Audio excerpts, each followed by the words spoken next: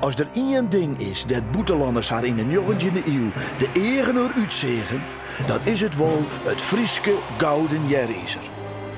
Een Engelse dame schreeuwt in een brief naar huis hoe de ruiten van haar hotelkamer te haar verbustering schoonmaken waren toch een tjeestfaam met een gouden helm op een holle. We zeggen vaak dat de gouden jerryzers typisch Fries binnen.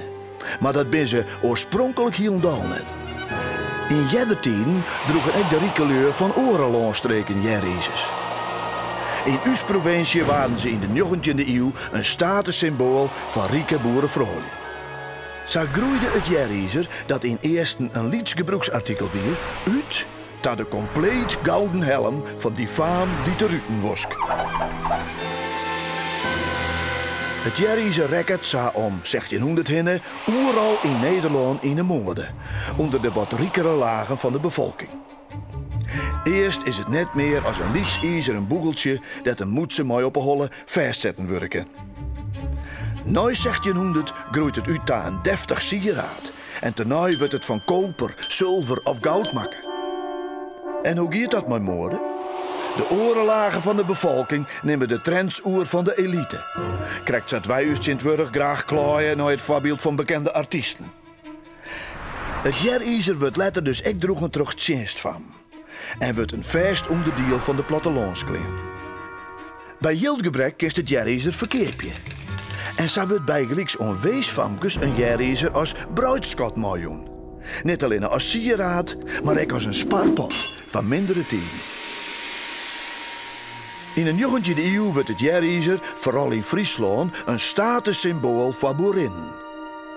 Het groeit in vorm van een smelle boegel aan een helm die het helemaal om een holle zit. Dit had te maken met de rijkdom in de landbouw. Vooral tussen 1840 en 1880. In die tijd gaat het goed met de boeren. Ze verdienen grauw yield. De rijke boerin pronkje met de mooiste en vooral de grootste jerryzers. Mensen van buiten de provincie weten net wat ze zeggen. Een Italiaanse schroever meent dat in Ljouwert zelfs een heel leger van vrouwen met helmen op hem aankomt. Hij zei dat het verblinden rekkert door het geblikker van al dat goud op stritten.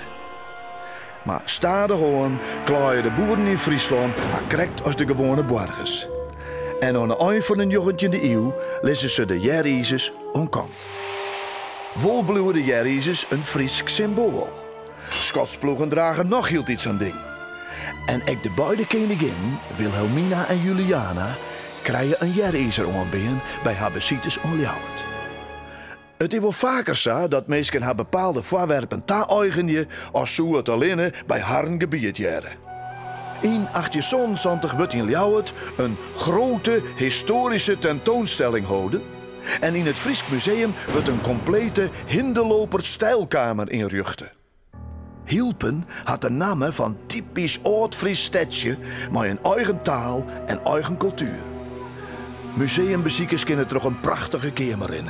Met poppen in Hielper kleding, mooie meubels, blinkend servies en tegeltjes. De meesten vinden het prachtig en och, zo typisch Friesk. Maar in werkelijkheid staan ze te zien naar Delftse tegeltjes en Chinees porselein. De mensen in de 19e eeuw beginnen massaal dingen te samelen, waarvan zij denken dat die typisch Fries binnen. Geboorteleppels, meubels, ierdewerk, zilveren servies, enzovoort hinnen, enzovoort hinnen. Vaak wordt dit letter schonken aan musea. Zo had het Friesk Museum Sint-Wurg een van de rijkste collecties van dit woord. Ook jerryzers binnen naar te zien. In musea, maar ook op feesten. Dat vrouwen omrennen in oude klederdracht.